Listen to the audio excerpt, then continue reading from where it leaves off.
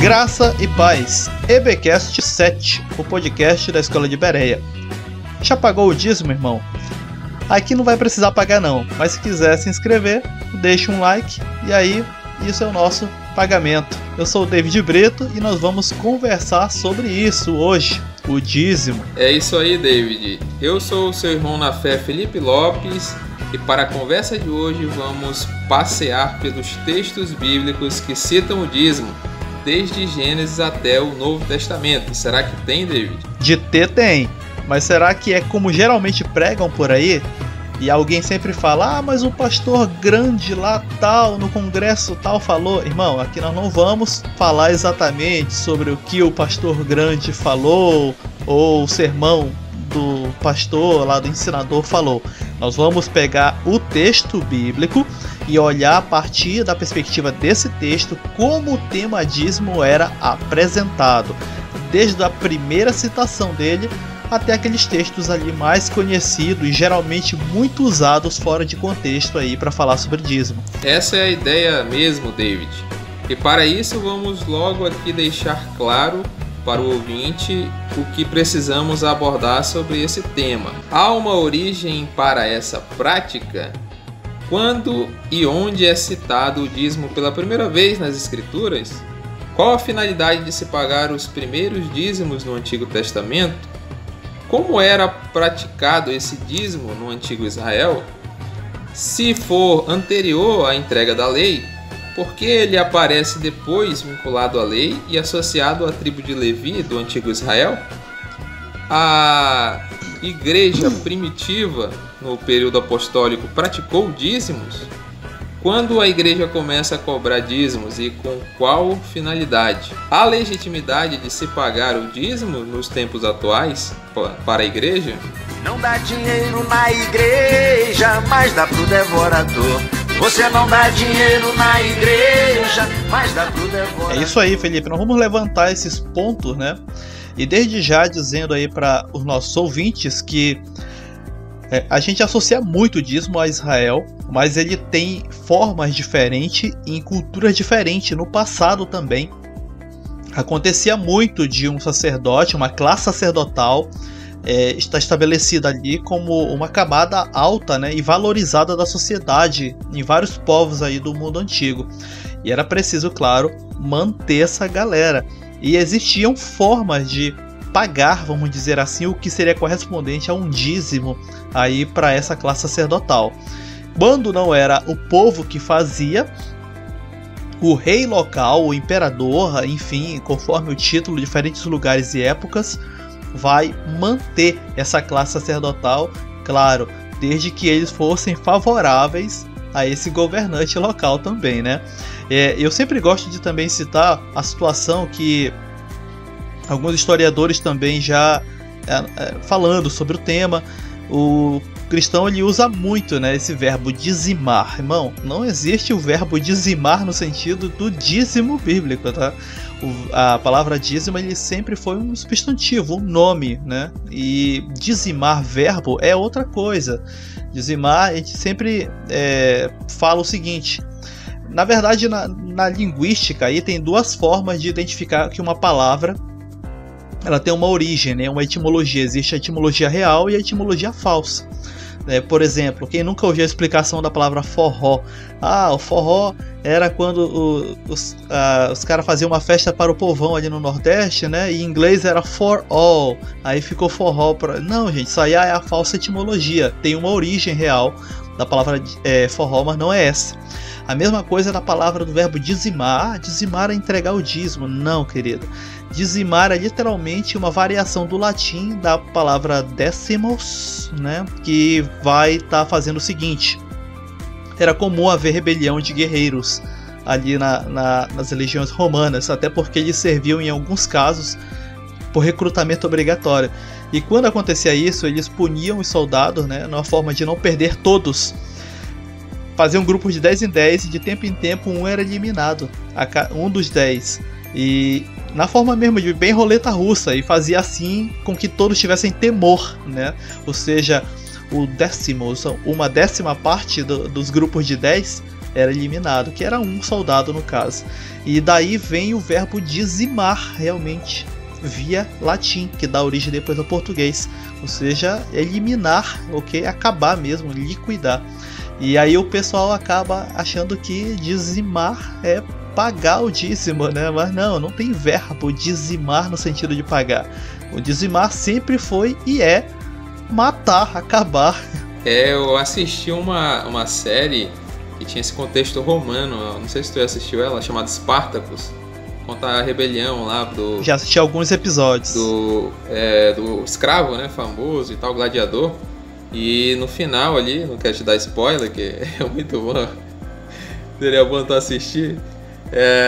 No final acontece essa dizimação, né, que é como tu falou, é reduzir a 10ª parte, eliminar a 10ª parte, né, para manter ali o temor dos soldados. E cara, eles fazem questão de frisar que isso aí era algo bem ruim.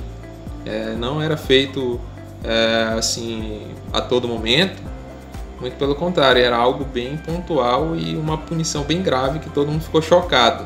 E era assim mesmo, como tu falou, era sorteado ali pedras ou alguma coisa, e quem tirava o azar ali era eliminado. Os caras pegavam de uma forma bem violenta, eram paus ali que os 9 pegavam e espancavam o cara até a morte. É um negócio bem cruel mesmo. Exatamente isso. Bem, mas aí, como nós falamos no início, nós vamos pegar nos textos bíblicos mesmo, né? E assim depois a gente vai chegar aí no momento da igreja. Mas vamos começar primeiro onde começa, né, a citação aí do dízimo, onde apareceu a primeira vez. Nós vamos ter a primeira citação lá em Gênesis 14:20. E nesse EBcast, quem estiver acompanhando aí no YouTube, vamos fazer uma exceção. Em vez dessa imagem estática que você vê aí do tema, vai sempre aparecer a passagem bíblica aí, eu vou colocar para você acompanhar, né? Não perder tempo às vezes indo lá na tua Bíblia, e você vai ver o texto mesmo na íntegra. Gênesis 14:20 diz: Bendito seja o Deus Altíssimo que entregou os seus inimigos em suas mãos, e Abraão lhe deu o dízimo de tudo. É a fala aí do Melquisedeque, falando como se fosse um tipo de louvor, né, ao Deus de Abraão, quando Abraão vai ali ao encontro. E aí o Abraão deu o dízimo de tudo. Inclusive, o pessoal ama, né, esse verso em pregações que vão defender o dízimo, porque olha aí o Abraão, o cara era muito rico, mas deu o dízimo, né, não esqueceu da sua obrigação. Irmão, se você for ler o contexto anterior a esse texto, Abraão tinha passado pela chamada Guerra dos 5 Reis, né, que ele vai estar ali degladiando-se com alguns governantes locais. Ele pega espólios de guerra, porque pela cultura daquele momento era um direito, né, de ter esses espólios quem vencesse. E desses espólios é que ele tira esse dízimo e dá àquele sacerdote, ok?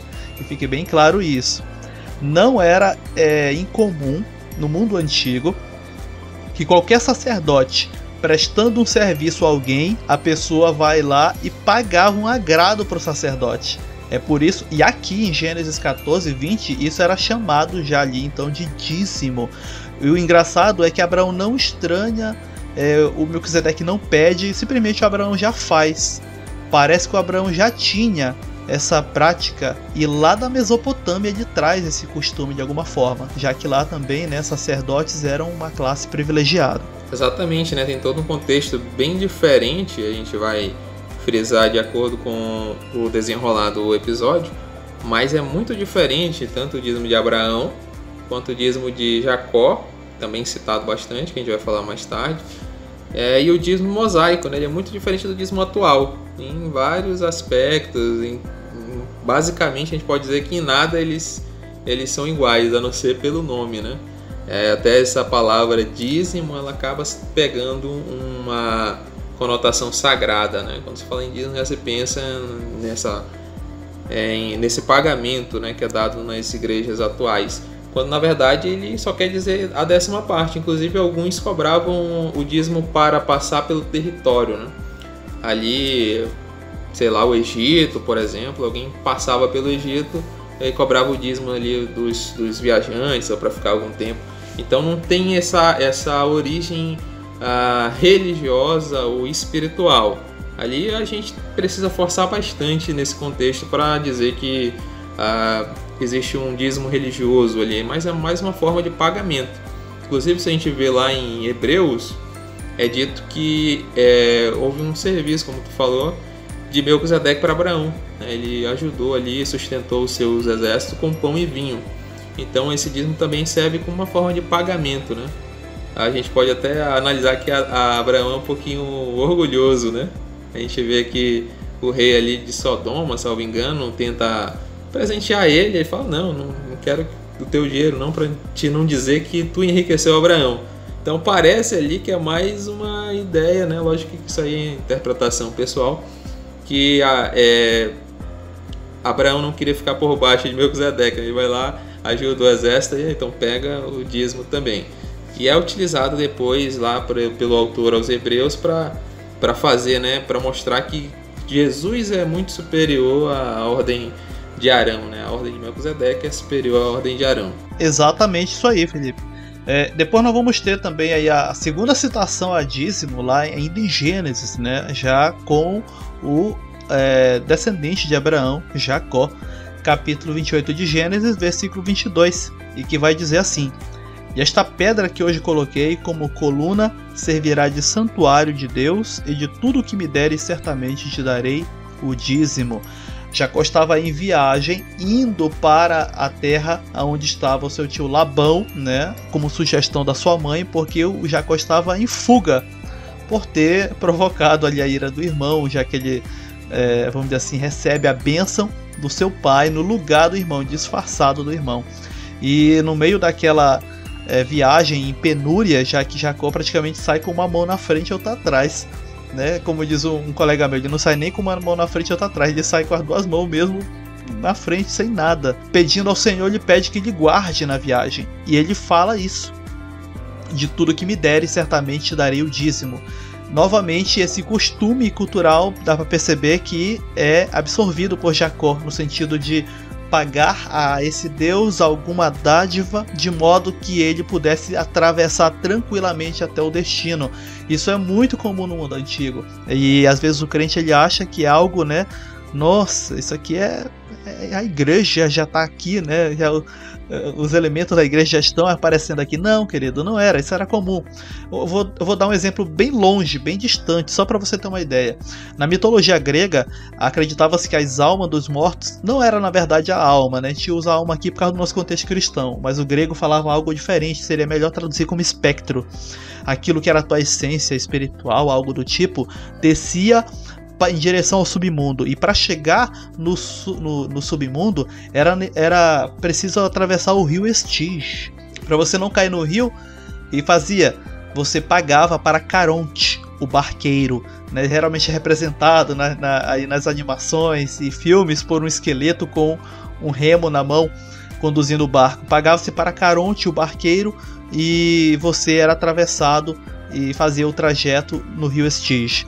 E quando você morria, era colocado sobre os olhos, né, do defunto 2 moedas, e justamente acreditava-se lá na mitologia grega, os habitantes mesmo, que a pessoa transportava essas moedas com ela até pagar Caronte ali na margem do Estige.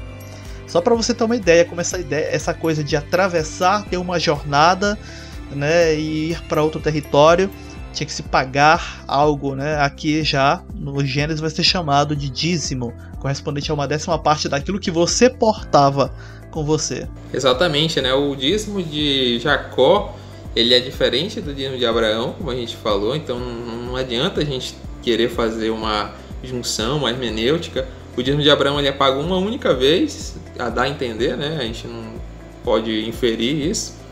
E ele é pago, sim, ao sacerdote, ao que estava ali, né? Melquisedeque. Já Jacó, ele não tem um sacerdote próximo. Não é dito na Bíblia que ele vai entregar para algum sacerdote, né?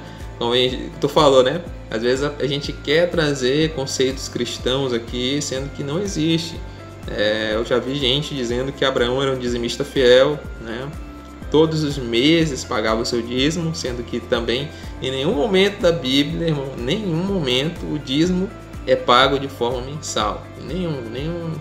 Nem Abraão, nem Moisés, nem Arão. Eu acho que ninguém em nenhum momento da história fez esse voto, né, de pagar mensalmente. Ou seja, é muito diferente de nós, está muito distante da gente. E o dízimo de Jacó é um voto que ele fez para que tudo viesse bem na sua viagem, né? E no retorno, analisando bem o texto, a gente vê que ele vai para a casa de seu tio Labão e ele faz o voto naquele local, né? Onde é chamado hoje Betel, que se ele voltasse em paz e fosse tudo bem, ele ia dar o dízimo de tudo aquilo que ele conseguiu, né, na terra do seu tio Labão. Então também esse dízimo ele não se compara ao dízimo de Abraão. É bem diferente, né? O de Abraão vem dos despojos da guerra, como tu falou, e foi dado uma única vez, né? E aqui tudo indica, ou ele deu aos pobres, né, o Jacó, ou ele ofereceu em holocausto, né, as suas ovelhas, as suas cabras, o seu rebanho ali. Então foi praticado também uma única vez. É bom reforçar, como o Felipe falou, realmente que ambos os dízimos aí de Gênesis, o de Jacó e o de Abraão, são em contextos muito diferentes. Não adianta tentar fazer torção no texto para compará-los. A partir do de Jacó em diante, nós vamos já ter dízimo novamente sendo citado somente já com Israel. Quando eles estão ainda prestes a entrar na Terra Prometida, é que nós vamos ver nos registros ali do chamado Pentateuco, livro de Números, Levíticos, orientações quanto à questão do pagar o dízimo aí. Exatamente, David. Esse dízimo mosaico que a gente pode falar, que na verdade não é um único dízimo, são 4 dízimos, né? Então, normalmente o dízimo da lei, que é o dízimo mosaico, a gente pode dizer, né? Que são 4 dízimos diferentes, também nenhum é mensal, são anuais, de 3 em 3 anos, alguns são para se comer em Jerusalém, né? Cada um tem a sua especificidade. Esses são utilizados mais para fomentar a prática atual.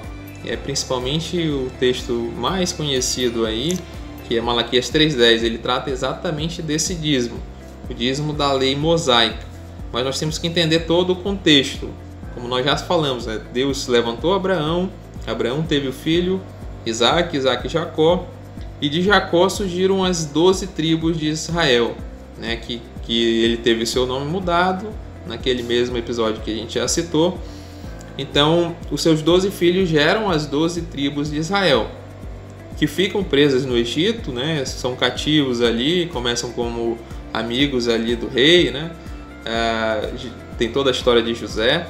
Eles atravessam o Mar Vermelho, recebem a lei no Monte Sinai, e lá eles recebem uma espécie de sacerdócio. Então Deus levanta uma das 12 tribos, que é a tribo de Levi, para exercer o sacerdócio, todo o serviço da tenda da congregação, né? Acender incenso, oferecer holocausto, né? Ele separa a tribo sacerdotal e também a ordem sacerdotal, que é a ordem de Arão, que nós já citamos também, que o autor aos Hebreus vai utilizar como inferior, né? A ordem de Melquisedeque, que representa Cristo. Então, Deus separa essa tribo, e como ela não recebe uma parte do território, né, as outras tribos recebem, umas recebem inclusive antes, né, de atravessar o Mar do Jordão, como as tribos de Manassés, de Gade e de Ruben, elas recebem aquela parte que era mais para o campo, né, vestir muito gado, para trabalhar com agropecuária, então recebe antecipadamente ainda com Moisés em vida. E essa tribo ela não recebe nenhum território específico, então eles são sustentados 100% dos dízimos, né? Para isso que é pago o dízimo, para isso que Deus institui o dízimo, para a tribo de Levi exercer e se dedicar exclusivamente para a obra de Deus, ali, a obra do tabernáculo. Um dos textos, inclusive, aí que nós vamos ter, citando várias dessas ordenanças, estabelecendo esse dízimo para essa tribo específica aí dos levitas, por exemplo, o próprio livro de Levíticos, né? Nós temos a citação, inclusive já havia sendo usada de modo desonesto, Levítico 27:32. O dízimo de seus rebanhos, 1 de cada 10 animais que passem debaixo da vara do pastor, será consagrado ao Senhor. Que na verdade não era um ritual, era uma forma meio que sorteada de levar esse animal aí na forma do dízimo. Separava os grupos de animais, o pastor do animal estendia a vara e aquele que aleatoriamente passasse, né? Opa, foi tu, então é tu que vai ser, né, do grupo ali de 10, o animal que vai ser levado como dízimo. Esse texto também eu já vi sendo usado em pregações para tentar justificar, né, de que o dízimo da congregação pertence ao pastor local. Tá aqui, ó, e eu já vi, infelizmente, alguém usar esse versículo aí de Levítico 27. Tá aqui, olha só, é o dízimo do pastor, irmão. Aqui não tem nada a ver com a igreja, que fique bem claro. Tem sempre que haver essa distinção de que esses textos estão na velha aliança, em um contexto ali nada associado à igreja. A igreja nem existia aqui, né? Então esse pastor é o pastor mesmo de ovelha, o cara que está lá mesmo no campo, né, cheirando a animais porque cuida deles. Não é o pastor da igreja e nem dá para forçar o texto tentando dizer que é algum tipo de ordenança. Esquece isso, certo? As tribos ali pagavam o dízimo aos levitas e todo mundo fica tentando fazer uma forçada de associação do dízimo do Israel com pagamentos. E, gente, não era em forma de dinheiro e não cabe a desculpa, né, supostamente histórica de que não existia moeda corrente, como eu já vi vários citarem. Existia moeda corrente, sim. Inclusive existem até hoje moedas sendo achadas e tudo. Só que, gente, toda a citação que você vai ver de dízimo aí, nós vamos fazer mais ainda aí no decorrer do episódio, no Velho Testamento, é de produção. Não tem como tentar forçar a dizer que era dinheiro. Nós vamos ter aí alguns textos bíblicos aí, Deuteronômio, por exemplo, mas vou já te falar dele, esse texto, tentando falar que se pagava dinheiro ao sacerdote. Gente, não. Se pagava a produção, né? Se levava a oferta mesmo viva, tinha que se derramar sangue, né? Ou seja, tinha até inclusive um princípio por trás disso: dinheiro não tem sangue, certo? Que fique bem claro. Então, e dinheiro não se come também, ele só compra algo para comer. Inclusive tem um outro texto que vamos usar aí para ti, explicando essa situação. Todo o dízimo ele era na forma de produção, porque inclusive se agradecia assim ao Senhor quando se consumia esse dízimo, né? Olha só que fruta, que cereal nutrido, né? Bonito. Isso era um sinal ao consumi-lo de quanto o Senhor abençoou aquele que produziu, né, aqueles alimentos ali. Então transformar em dinheiro era só em alguns casos, e vamos te citar daqui a pouco aí.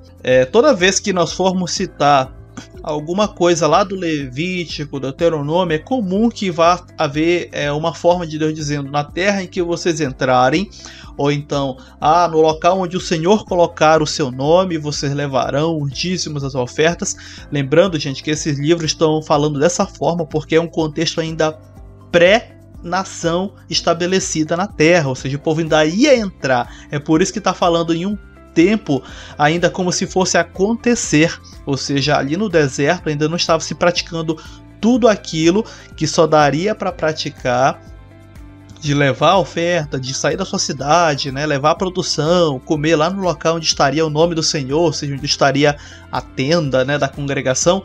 Só ia acontecer quando eles adentrassem o território, coisa que no contexto ali de Levítico, Deuteronômio, ainda não estava acontecendo. Eles ainda estavam chegando, beirando a terra prometida, mas não estavam ainda lá como nação, certo? Exatamente, David. O irmão pode perceber na leitura dos textos que toda vez ele vai citar bênçãos relativas à terra, né? No contexto Levítico, em Êxodo, até mais para frente sempre vai ter toda a bênção relacionada à terra, porque era um povo que estava caminhando para lá, né? E muitos mandamentos, muitos preceitos estavam relacionados à terra, ao descanso da terra, ao sábado da terra, e até porque, como a gente falou, né, o dízimo era feito através de animais, de alimentos, coisas relacionadas à terra, porque era para servir de alimento, né, como a gente falou. O levita, ele se alimentava daquilo, então não podia ser em dinheiro, até porque ele poderia ser corrompido, né? Tem só em um dos casos que era possível, né, você trazer o dízimo em dinheiro, mas a gente vai explicar mais adiante. Só para mostrar como é verdade, né, que os israelitas eles estavam preparando-se, vamos dizer assim, naquele contexto em que estava sendo inclusive citado aí nos livros do Pentateuco, de que eles ainda escolheriam um local. Aliás, eles não escolheriam, o Senhor apontaria um local para que eles pudessem estar fazendo toda essa prática que estava sendo ordenada para eles. Deuteronômio 12, aí o versículo do 11 ao 14, ele é muito claro nisso, de como é que aconteceria esse processo de levar esse dízimo, de levar essa oferta, e o que e como era para ser usado. Olha só os versículos 11 até o 14 de Deuteronômio 12. Então haverá um lugar que escolherá o Senhor vosso Deus para lhe fazer habitar o seu nome. Ali trareis tudo o que vos ordeno, os vossos holocaustos, os vossos sacrifícios, os vossos dízimos e a oferta alçada da vossa mão, e toda a escolha dos vossos votos que fizerdes ao Senhor. E vos alegrareis perante o Senhor vosso Deus, vós e vossos filhos, vossas filhas, vossos servos, as vossas servas, e o levita que está dentro das vossas portas, pois convosco não tem parte, nem herança. Guarda-te que não ofereça os teus holocaustos em todo lugar que vires. Em algumas traduções você vai encontrar em qualquer lugar que vires. Mas no lugar que o Senhor escolher, numa das tuas tribos, ali oferecerás os teus holocaustos e ali farás tudo o que te ordeno. Esse texto aqui de Deuteronômio, eu acho que é um dos mais chaves ali para poder explicar o seguinte, irmão, não era qual local que tu ia levar esse dízimo. Ah, eu vou lá no templo local. Esquece congregação local, essa noção mais protestante que nós temos hoje. Só existia um local apropriado aonde os sacerdotes ali, no caso os levitas, a tribo de Levi, né, fariam todo o serviço de sacrifício, oferta, oferecer ao Senhor, expiação por pecados e tudo. E aqueles que entregariam suas ofertas, seu dízimo, né, da produção, deveriam levar até esse local. E eu sei que na cabeça do evangélico, né, que de repente vai cedendo e entendendo, vai dizendo, é verdade. Então chegava lá e entregava o sacerdote. Não, fazia isso não. Calma. Olha só como o versículo ali, ele vai falar para ti. O que é que vai fazer com isso? E vós ali, quando chegar no local, né, chegou lá, onde está a tenda da congregação. Aí você vai se alegrar perante o Senhor, vossos filhos, vossas filhas, teus servos, e convida um levita, né, para estar contigo. Tu vai comer, beber e se alegrar com aquilo que tu levou para lá. Se como assim, mano, não vou entregar lá na congregação, lá no templo? Esquece templo, também não tinha templo, né? Não, você não ia entregar, você ia convidar um levita para vir junto com você, e vocês comeriam, né, batendo aquele papo gostoso, literalmente, né, falando, comam, bebam comigo, porque o Senhor me abençoou. Minha produção desse ano foi uma bênção, né? Produziu muito. Então eu estou abençoado, e assim comer e beber perante o Senhor era uma forma de agradecer. E era isso que era feito com dízimos e até alguns tipos de ofertas ali. Ou seja, e assim, poxa, mas aí o cara fazia isso uma vez no ano e convidava um levita, ok, entendi. Mas uma vez no ano, e o resto do ano? Entenda que eram muitas pessoas, era uma nação inteira fazendo isso num só lugar. Lembra, não existiam congregações locais, sinagogas, esquece isso. Ou seja, praticamente sempre tinha gente levando produção até ali onde ficava o tabernáculo, e assim sempre os levitas teriam onde e com quem comer junto. Exatamente, esse texto é bem chave, né? Ele fala muito sobre que deveria ser levado o dízimo em Jerusalém, no templo em Jerusalém, né? Na época possivelmente não, nesse texto ainda não tinha sido conquistada por Davi, né? Que tem todo o processo, depois ele leva a tenda, a Arca da Aliança, e depois que vem o templo como a gente conhece, né? Na época de Salomão e tal, mas era naquele local que ele havia escolhido, que ele haveria de escolher, e não em qualquer lugar, ainda deixa bem claro. Ou seja, não é dessa forma que a gente acha que qualquer canto, né?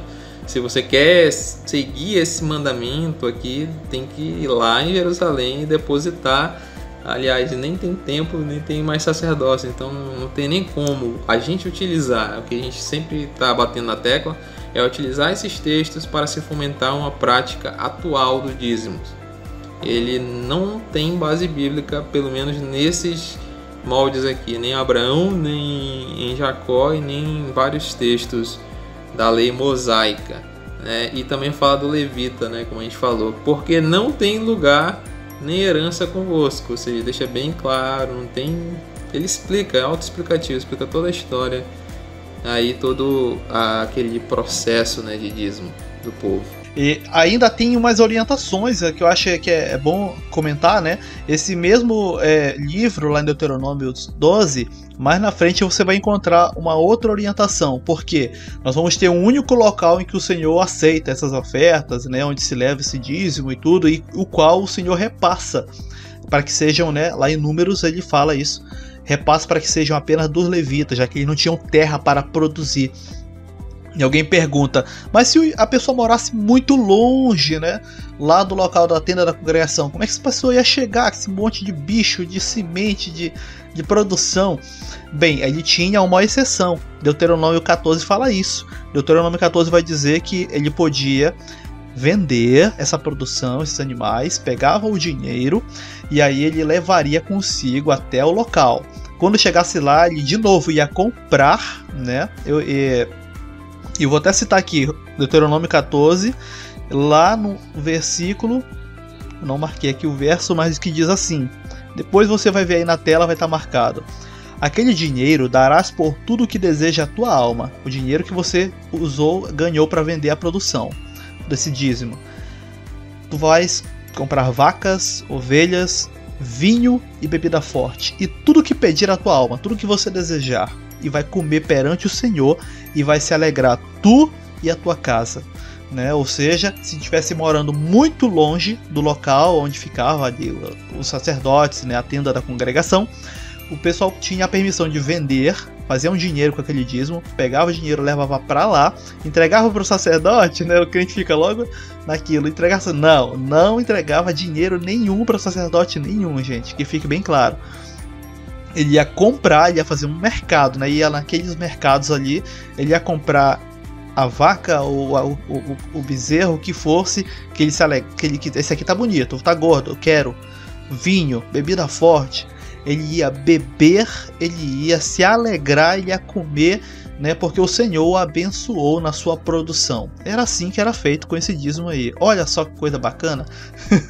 Dessa forma. Na verdade, uma vez eu vi um pastor falar para mim, um pastor que passou por aqui, ao formar, né?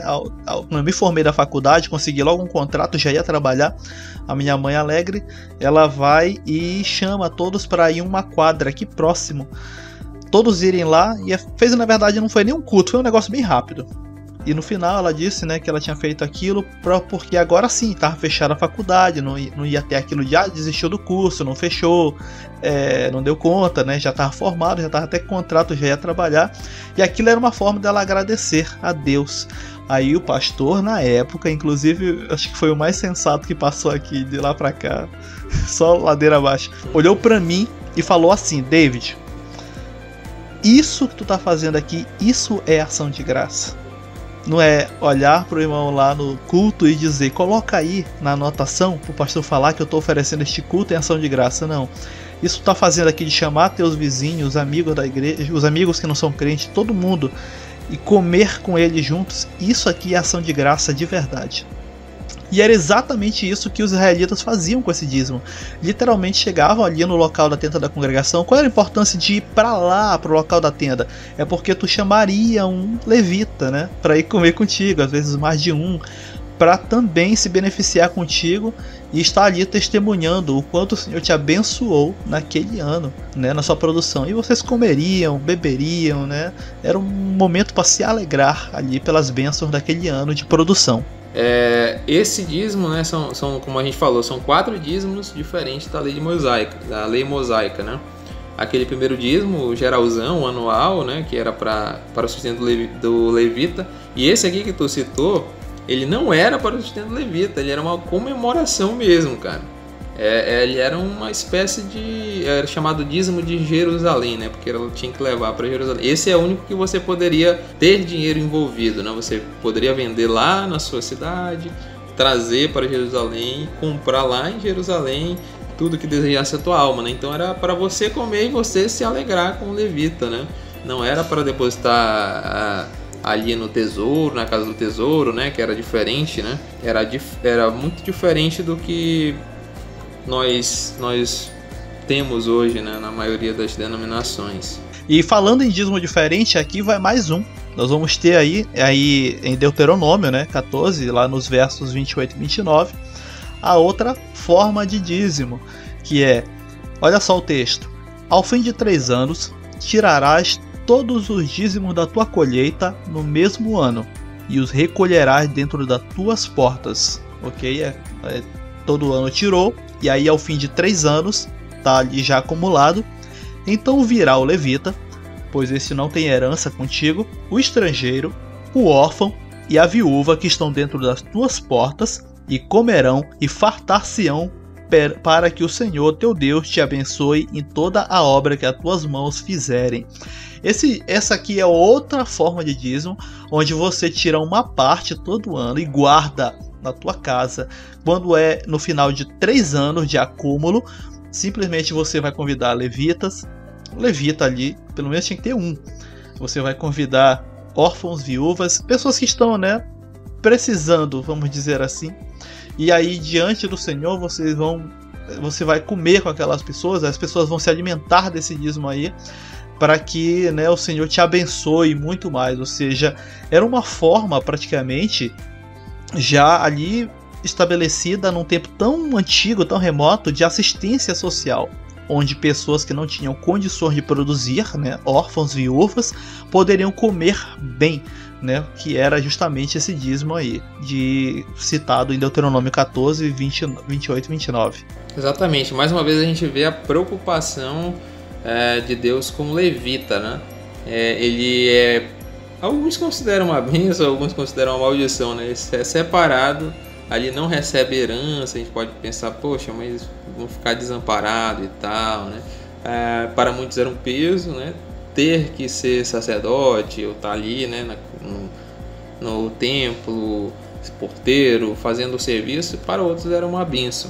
Mas em toda a lei o dízimo era voltado para esse, né? A gente vê vários aí dízimos, mas sempre com a preocupação com o levita, e mais também, né, com a viúva, com o órfão, com as pessoas desamparadas, né? Os estrangeiros também, vários preceitos da lei a gente vê uma certa lembrança ao estrangeiro, né? Porque o próprio povo de Israel foi estrangeiro no Egito, então era para ele lembrar, né, que ele foi estrangeiro, e para tratar bem, né? Mais uma vez também nós vemos o sentido agrário, né?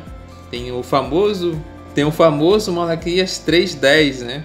Para que haja mantimento na minha casa, né? A famosa casa do tesouro. E não é de dinheiro, né? A gente pensa logo na tesouraria da denominação, a casa do tesouro. Mas para que haja mantimento, sempre o dízimo é associado à comida, a alimento, né? E não a dinheiro, né? Não era para ficar ali, ter um erário como nós temos no Brasil, né? A casa da moeda, ou a casa da fazenda, alguma coisa assim. Não, era para que haja alimento mesmo, para que o levita aprendesse a depender de Deus. E aí, frisando, né, não se aplica esse sacerdócio levítico, ele não se aplica nos dias atuais, né? Ele era um símbolo da antiga aliança, e como nós falamos lá na questão do Melquisedeque, né, são 2 sacerdócios diferentes. Hoje nós estamos debaixo do sacerdócio de Melquisedeque, né, uma nova aliança. Então esses textos, eles não têm mais aplicação. A gente pode pensar, o levita agora são pastores, né, que a gente deve dar o nosso dízimo ao pastor. Mas não, a gente tem que entender isso, né, que são 2 sacerdócios diferentes, e não há nenhum versículo ou nenhuma passagem que tenha essa transferência de propriedade, né, ou de legitimidade do dízimo, né. em nenhum momento falar os dízimos antigamente eram para os levitas e os sacerdotes, agora são para pastores, mestres, doutores, evangelistas. Não, isso a Bíblia deixa bem claro, né? Que era só para o levita e aquele levita da tribo de Levi. Exatamente aí, Felipe. Eu sei que fica na cabeça dos irmãos, poxa, irmão, mas aí queria pagar alguma coisa, né? Às vezes a pessoa já tá tão condicionada àquilo, irmão. Enfim, você que sabe do teu bolso, né? Mas nós estamos colocando aqui para ti tal como tá no texto bíblico, de fato, e como é. Não tente olhar para o texto bíblico tentando ver algo ali igrejolo, né? No formato que nós temos aqui de contribuição do meio aí das várias denominações, igrejas que estão espalhadas no Brasil afora, mundo afora, certo? Na sua vida, isso vai se cumprir na sua vida. Ofertante dizimista, isso vai se cumprir na sua vida. Bem, falando nisso, então a gente fica até se perguntando, mas e a igreja? E como é que começa essa prática? Como é que começa a pagar? O irmão Felipe pode nos dar essa informação? Como é que começa assim essa coisa de pagar dízimo? Os irmãos aí na igreja primitiva vão estar pagando alguma coisa? Quando começa? A igreja primitiva ela não vai ter essa prática do dízimo, né? A gente pode pegar alguns personagens, começar pelo próprio Jesus. Em nenhum momento Jesus vai pagar dízimos, nem ele nem os seus discípulos, até onde a gente tem notícia, né? Porque como a gente falou, o dízimo ele era agrário, né? Ele era da semente, daquilo que produzia trigo, cevada e tal, e daquilo que poderia ter um rebanho, né? Ovelhas, cabras e etc. Ou seja, Jesus era um carpinteiro, possivelmente, né? Então ele não tinha essa obrigação do dízimo, né? Mais um detalhe importante, a lei do dízimo não estava sobre todo Israel, não era todo mundo que deveria ser um dizimista, como atualmente se prega, né? Que todo mundo tem que pregar, todo mundo tem que se dizimar, né? Dizimar todos os meses, a obrigação que está sobre todo cristão. Mas não, os apóstolos também, a maioria pescador, também não dizimava, não pegava ali 10 peixes, o 10º peixe pegava lá e levava, até porque alguns dízimos eram oferecidos em holocaustos e o peixe não poderia, a gente não vê nenhuma oferta de peixes aí na Bíblia. Então é bom a gente atentar aos detalhes, né? Então nós não vemos nenhum mandamento, por exemplo, do Novo Testamento a respeito de dízimo, mandando a gente pagar dízimo. A gente vê, como a gente já falou, né, no Antigo Testamento. Tem um texto bastante utilizado em Mateus 23, 23, né, até fácil de decorar, que alguns utilizam para dizer, tá mandando, Jesus mandou a gente pagar dízimo, né? Que diz assim: ai de vós, escribas e fariseus hipócritas, porque dizimais a hortelã, o endro, o cominho e desprezais o mais importante da lei, o juízo, a misericórdia e a fé. Deveis, porém, fazer estas coisas e não omitir aquelas, né? De fato, ali há um imperativo, né? De mandando você pagar dízimo, mas a gente tem que analisar o texto de acordo com o seu contexto, como o último episódio, né? Esse texto está falando para os escribas e os fariseus, né? Que eles dizimavam. Ele não está nem mandando, né, dizimar, ele está só afirmando que eles dizimavam, né? Mostrando uma ideia hipócrita, né? Que eles cumpriam a lei, mas eles não praticavam a misericórdia. E também tem um contexto judaico aí, é o dízimo judaico, porque até a morte de Cristo ainda impera a antiga aliança, né? A partir do momento da morte de Cristo, o está consumado, se começa uma nova aliança. Então esse texto, embora esteja no rolo ali do Novo Testamento, nos chamados evangelhos, ele faz parte da antiga aliança, porque Jesus ainda não havia morrido. Jesus ele viveu durante toda a sua vida debaixo da lei, né? Inclusive ele manda certas pessoas cumprirem a lei, né? Por exemplo, um leproso que ele cura, ele manda se apresentar ao sacerdote, coisa que a gente não tem como fazer hoje, porque o sacerdócio levítico ele já não existe mais, já foi passado pelo próprio Jesus. Então, coisas que Jesus deveria mandar, né? Porque ainda estava debaixo da lei. Ou seja, esse mandamento ele não é para a igreja, e sim para o povo judeu. Exatamente isso aí, Felipe, né? Eu já vi, infelizmente, usarem bastante Mateus 23, né? Tentando coagir alguém a dar Altíssimo agora na igreja, tá aqui. Uma vez eu vi aí um certo pastor televisivo famoso, né, usar esse texto, porque o questionaram, né, que não tinha um texto no Novo Testamento mostrando que o cristão deveria pagar o dízimo, e muito menos na forma de dinheiro, coisa que se não aconteceu nem no Velho, vai acontecer no Novo, né? E aí esse pastor, né, para não falar o nome, mas, né, ele pegou a Bíblia e disse: eu vou mostrar para você aqui Mateus 23. Pra quem aí é bom de associação já deve ter notado quem foi. Querendo mostrar que tinha lá, e na verdade é uma falácia, né? Infelizmente eles sabem que é, e pegam gente incauta, né? Que basta dizer, tá aqui o versículo bíblico, e tem irmão que é muito simples, né? De cabeça vai... verdade, tá mesmo ali. Não, irmão, olha o texto, né? Lembra do nosso episódio lá, explicando como é que se analisa, né? De modo até fácil, um texto. Ali está dando uma repreensão que não era para cristãos, ela nem tinha igreja ainda. E eu sei que tem outros que vão usar também muito Hebreus 7:8, né? Ai, tá vendo? Olha aqui outro texto de dízimo, olha aqui. Não, só tá de novo citando. Lembra, a carta de Hebreus, ela é falada para cristãos ali de Jerusalém, hebreus mesmo, judeus, e que está citando para eles coisas do contexto histórico deles, né? E aí cita novamente ali, mas não é algo rememorando uma prática que eles faziam, né? Eles davam dízimo, não, esquece. Eles entenderam muito bem, os irmãos da igreja primitiva, que o sacerdócio levítico agora tinha passado e uma nova aliança, né? Um novo caminho foi aberto, isso simbolizado ali na forma do véu rasgado, que transformava todos os cristãos, né, em sacerdotes, todos os cristãos em sacerdotes reais. Então não se existia mais essa coisa, né, de se pagar algo a um sacerdote. Cristo, o sumo sacerdote, tomou sobre si todos os serviços e nele mesmo consumou isso tudo, né, encerrando aí este ciclo. Por isso esquece essa taxa, esquece isso. Falando isso, eu sei que fica aí na cabeça de alguém: poxa, irmão, mas e aí, como é que vai fazer a obra de Deus? E tem gente que quando acaba o argumento bíblico, como eu já vi acontecer naqueles programas de debate e tudo, aí ele quer passar para o argumento sentimental.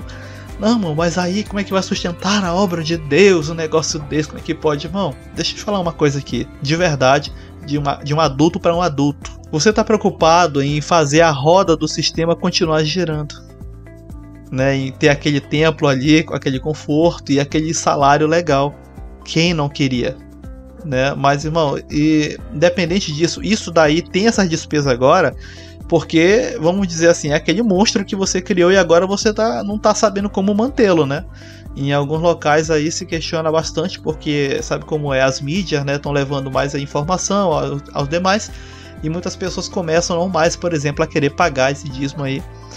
E aí fica se queixando, né, queixando de dores aí na TV, quando vai em grupo, em debates e tudo.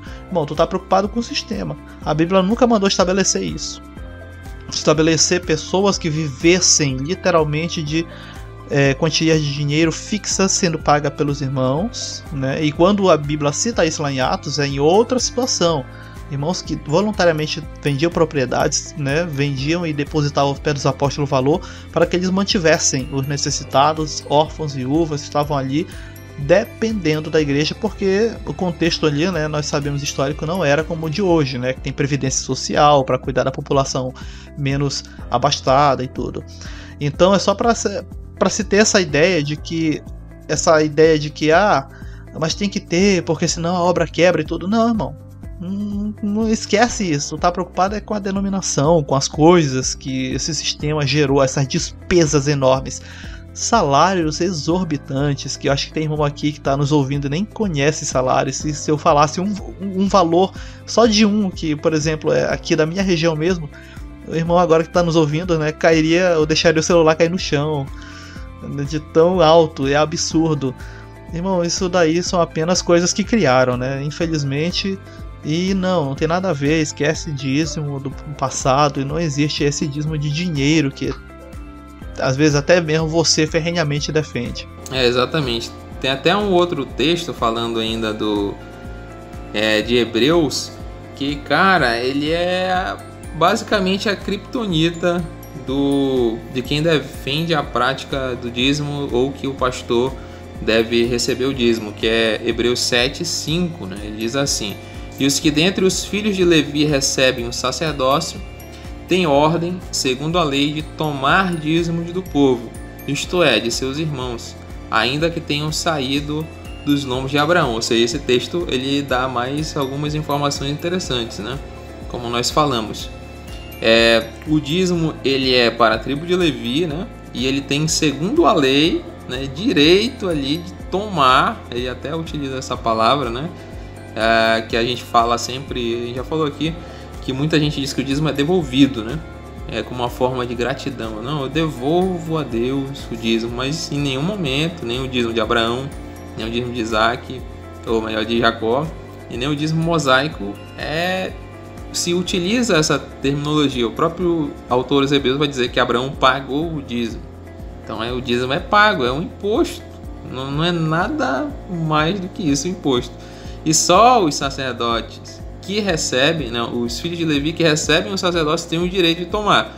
Ou seja, nem pastor, como a gente já falou, nem apóstolo, nem profeta, pode se consagrar arcanjo, né?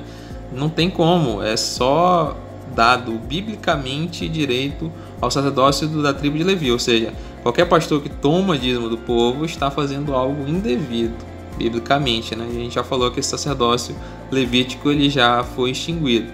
Ou seja, mostra mais uma vez que o pastor não tem o direito. Não há nenhum versículo falando, e agora os pastores podem também. Não, ele falou só os filhos de Levi que recebem o sacerdócio, né? E como tu falou, é um argumento muito utilizado, né? Para se defender dízimos, é a famosa obra. E aí os custos, né? E o salário pastoral, a gente pode falar também futuramente no próximo EBcast sobre salário de pastor, né? Se é lícito ou não, né? Mas a gente tem que entender isso, né? Partindo aí para a história, nunca foi pagado o dízimo e a obra de Deus sempre cresceu. Jesus não cobrou dízimo dos seus seguidores, né? Jesus foi para o céu, os apóstolos não cobraram. Paulo nem sequer fala a palavra dízimo em nenhum momento. Também tem um texto lá que se interpreta de 2 Coríntios, que é conforme a sua prosperidade, né? Se tenta também dar essa ênfase de dízimo. Conforme a sua propriedade, a porcentagem é perfeita para se calcular isso, né? Porque quem tem mais dá mais, quem dá menos dá menos. Mas aí também não é em nenhum momento dado a 10ª parte, né? Pode ser 15, pode ser 5, e também essa oferta é específica.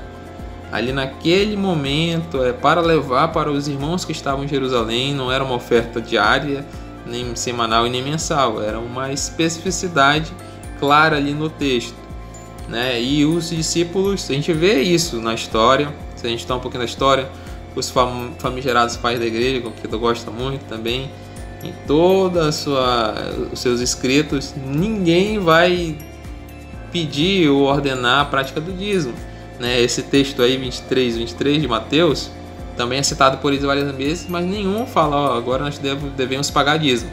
Inclusive tem um artigo que a gente pode deixar linkado aí, que é de um pastor que recebe dízimo, né? Ele acredita que o dízimo deve ser pago atualmente, mas ele faz toda essa análise histórica da prática do dízimo, e ele afirma que no período pré-niceno ninguém cobra dízimo. Então ele mesmo, apesar de concordar, ele deixa claro aí no seu artigo científico que em nenhum momento os pais da igreja não cobraram até Constantino. Ou seja, a igreja sobreviveu e se expandiu o mundo todo ali, a Europa, né, que é o mundo conhecido, onde ela surgiu no Oriente Médio, sem a prática de dízimo. Ou seja, está mais do que provado historicamente que a obra de Deus, para se crescer, a verdadeira, não precisa de dízimo. Ela pode até crescer mas não é algo necessário, senão isso estaria positivado, falando assim, né, na Bíblia, muito claro, assim como estava na Antiga Aliança. Nós vemos aí toda a sequência do dízimo, né? Como era para dar o dízimo anual, o dízimo de Jerusalém, o dízimo trianual todo, tintim por tintim. E na nova aliança nós não vemos nada, né? Nenhuma citação, ou seja, não há base bíblica. Infelizmente hoje, se não se oferecer em alguns casos, em alguns locais, certo, né? É padrão, mas 10 salários mínimos, alguém fica nesse momento até escandalizado. Eu sei que ao me ouvir, 10 salários, mano, isso não é nada, irmão. Se tu soubesse realmente qual é o teto aí, tu não ia ficar um pouco espantado. Mas a gente vai separar num outro episódio, né, salários pastorais, dessas práticas, né, de algumas coisas que nós temos na igreja, especificamente na igreja, e para não misturar com esse aqui que é o nosso tema especificamente sobre dízimo, né, e como isso começa, onde é apresentado, em que modo, como ele é apresentado, né, e como na igreja agora praticamente é um contexto tão diferente da igreja que não tem como você tentar ir beber lá no Malaquias 3:10 da vida, assim como em outros textos, para tentar aplicar na igreja a ferro e fogo, porque tá aqui, irmão, lá o templo, irmão, aquele templo é o judaico, não é templo cristão. Lembra lá do nosso episódio, até apareceu um card aí para quem estiver ouvindo agora, né, no YouTube. Lembra, a igreja praticamente ela não tem templo, irmão, praticamente ela tem os locais de reunião, ok, e se adaptou com o tempo a chamar de templo, e o que é pior, né, deram até o nome de casa de Deus, mas não tem templo, então esses versículos não se aplicam à igreja, né? Esquece essa coisa que você ficou durante tanto tempo ouvindo pregadores, enchendo a tua cabeça, né? Pregando tipo um Abacuque 3 da vida, né? Aviva a tua obra, Senhor, é verdade, a obra de Deus está muito fria. Esquece, Velho Testamento, Velha Aliança, lembra de Cristo, lembra quem tu é, lembra quem tu serve.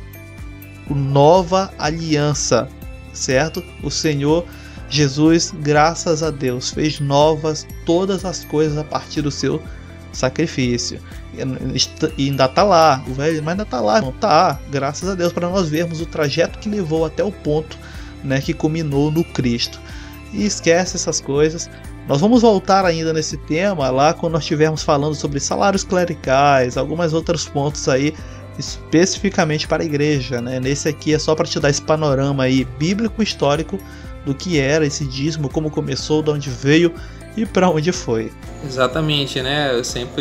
A gente sabe que o dízimo talvez seja a maior forma de contribuição, né, das denominações. Então, por isso é defendido aí com unhas e dentes, se passando por cima de versículos bíblicos claros, né? Se colocando como mandamento, e como a gente falou, né? Como não há mandamento na nova aliança, se transporta as pessoas para a antiga, cara. Isso aí é um negócio muito, muito, muito sério, porque você está desfazendo do sacrifício de Cristo. Se Cristo morreu para estabelecer uma nova, você está pegando e trazendo todo mundo para a velha, você está cometendo aí o papel de anticristo. Colocando recortes novos, né, em pano novo. Recorte velho, aliás, em pano novo. Exatamente. Colocando vinho velho em odres novos. É o que Jesus fala aí quando ele usa essas falas, essas analogias. Exatamente. E colocando pessoas debaixo de maldição, né? Normalmente se amedronta também. Pague o dízimo, senão você vai estar debaixo de maldição. Tem o cortador, o migrador, o devorador, o destruidor, que são gafanhotos, né? Pragas ali do povo de Israel, transformaram até em demônios, né? E se usa para amedrontar, quando na verdade está fazendo o oposto. Você está colocando pessoas na antiga aliança, você está colocando ela debaixo de maldição. Porque Paulo diz que todo aquele que está debaixo da lei, né, no caso da mosaica, está debaixo de maldição. Então é o efeito oposto desse movimento aí. E a questão de como, né, as pessoas podem sustentar templos, né? A gente já mostrou aí no nosso EBcast de número 4 que não há necessidade de um templo, né? Não há necessidade, e em nenhum momento da história da igreja primitiva se teve essa necessidade de construir templo. Caso, né, seja possível, como a gente já falou no episódio, que seja bom, né? É bom você ter um local e tudo, mas que não se utilize de uma mentira, né? Às vezes eu conversando com algum irmão, eu falo a respeito da Bíblia, interpreto alguns versículos aí que ele acha que fala sobre dízimo, e ele fala, mas irmão, vamos deixar, né? Não tem problema não, já estão pagando e tal. Eu falei, irmão, a gente não pode, né, usar uma mentira ou defender uma mentira a troco de qualquer coisa, né? Ah, você precisa do tempo, beleza. Se usa uma forma de contribuição que não seja o dízimo, voluntária, né? Alguns te dizem até, eu dou o meu dízimo, mas é por gratidão, né? O meu dízimo voluntário. Isso aí não existe, o dízimo é um imposto. É 10%. Você não a tem... pessoa está dando por condicionamento, né? Exatamente. Sem falar de que a maioria, no Brasil mesmo, as igrejas mais famosas, televisivas, elas batem muito no dízimo, né? Elas dizem que realmente você tem que pagar, senão você vai ser amaldiçoado e por fim vai pro inferno.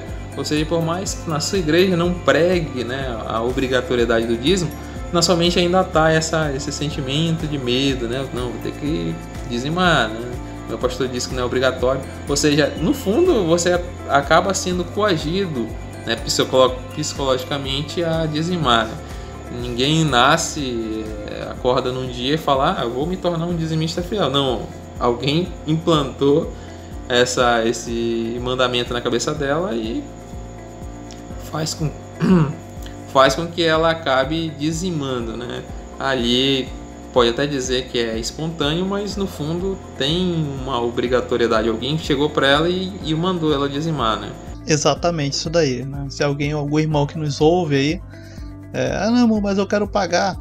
Nós já falamos para ti que nem em forma de dinheiro era. Não, mas eu sou produtor agrário, eu vou pagar. Tu vai pagar para que sacerdote? Que não temos mais aí a classe de levitas, já que em Cristo consuma-se, né, todo o processo da antiga aliança, extinguindo a questão da classe sacerdote. Mas eu vou dar aqui, de repente, né, para aliviar o coração de quem ouve aí. Irmão, eu já conheci pessoas que tranquilamente, né, querem congregar no local, eles querem aprender junto, querem estar junto. Eles mantêm um salão, tem locais ali para sentar confortavelmente, todo mundo divide a energia, a água para manter ali o banheiro, né, numa higiene legal, e todo mundo aprende junto. Ninguém é sobre ninguém, né, e tá tudo certo. Não é uma despesa alta, porque ninguém, né, numa casa boa, às vezes com ar-condicionado, não vai chegar a pagar R$1.000 de energia. Muito menos disso, às vezes um quarto disso. E pronto, todo mundo divide, é pesado para ninguém tem despesa, então bote a mão na consciência e pense o que você poderia estar fazendo, como é a orientação lá de Deuteronômio 14, às vezes com aquilo que o Senhor te abençoou. O que você poderia, por exemplo, estar fazendo por alguém que está menos abastado que você, está realmente precisando? Olha o período em que nós estamos vivendo, esse podcast aqui gravado, né, início de 2022, tantas pessoas em condições aí financeiras complicadas. Então, se o Senhor está te abençoando, abençoe, né? E não é dando essa taxa, né, pagando isso a um sacerdote, a um pastor, enfim, que você vai estar demonstrando ao Senhor gratidão naquilo que Ele tem te abençoado. Pense nisso, né? Medite nos textos aí citados, vai ficar tudo aí na tela para você. A descrição também terá os textos e você pode fazer aquela meditação tua mesmo, né? Com calma, lê com calma os textos e medita nisso aí. Nós vamos estar voltando aí esse tema rapidamente, né? Em um outro tema. Ele vai estar sendo recitado novamente. E falamos melhor sobre ele num outro EBcast. Só para mostrar que não é impossível se fazer a obra de Deus, né? Partindo do pressuposto que a obra de Deus é construir templo, ter uma denominação, como nós já deixamos claro que não. Existe a Congregação Cristã do Brasil, por exemplo, que é bastante famosa, e é uma das 10 maiores denominações do Brasil, que ela não obriga ninguém a pagar dízimo, ela não recebe, não prega, e até a pregação é contra, né? E ela consegue construir seus templos aí. Acho que no seu município deve ter alguém que esteja ouvindo aí em vários locais do Brasil. E são templos, né, como qualquer outro, e tudo é feito com ofertas voluntárias. Então essa é a resposta, né? Caso haja necessidade de um templo, como é que pode ser construído sem a necessidade de dízimo? Com ofertas voluntárias, né?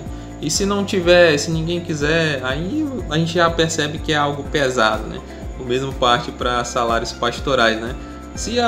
Eu já ouvi esse argumento, irmão, se a gente não dizimar, não vai ter como pagar o salário do pastor. Então já mostra que o salário do pastor é muito pesado para a congregação, né? E não tem como a gente estar coagindo pessoas para uma coisa que não é necessário, né? A gente vê que é bom, a gente vê vários grupos não denominacionados também, né, que não prega dízimo, tudo é voluntário, né? Quando se precisa de uma coisa, vamos comprar ali um microfone, se reúne os irmãos, né, e dá oferta, eu posso dar oferta aqui, eu posso dar metade, outro irmão dá 5% do coisa, eu não posso agora, então beleza, tudo bem. E aí é conforme a prosperidade de cada um, conforme a necessidade. E conforme as necessidades vão surgindo, né? Não se pode criar uma máquina grande de imposto, né, religioso aí e tentar se colocar, né? Às vezes o irmão tá numa denominação que é obrigatório o dízimo, né? Então, irmão, pague, né? Você quer estar ali naquela denominação, você tem que sujeitar as regras dela, mas saiba que isso não é mandamento bíblico. Em nenhum momento Jesus exigiu isso de você, né? E até já pense melhor, né? Porque se o teu pastor, conhecendo as escrituras, ele te obriga a uma coisa que nem o próprio Cristo te obrigou, já está te colocando um fardo muito, muito pesado, né? Já se encaixa no Mateus 23 lá, né?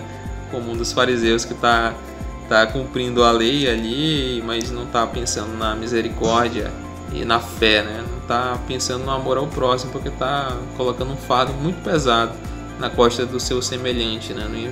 No irmão que por qual Jesus morreu, né? Então deveria ter compaixão. Irmão, você tem que dizimar, hein? Tem que ser dizimista fiel, irmão. Bem, por hora nós ficamos por aqui, né? Os ouvintes aí, de repente, desculpa em algum momento que a voz falhou, é porque eu acredito, né? Em janeiro de 2022, aí quem tá ouvindo, teve uma onda de gripe que derrubou muita gente. E agora, inclusive, pulamos aí uma semana sem episódio, mas já vamos estar, se Deus quiser, normalizado. Toda semana, toda segunda-feira, vamos estar com o nosso episódio aí sendo postado.